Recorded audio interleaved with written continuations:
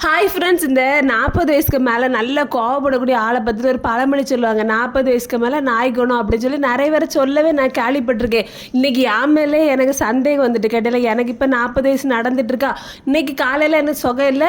அதுலேருந்து எனக்கு கோவத்தை பார்க்கணும். எனக்கு சம்மந்தமே இல்லாமல் எல்லாட்டையும் வல்வல்னு தெரிச்சு விழுந்துட்டு கிடக்கு.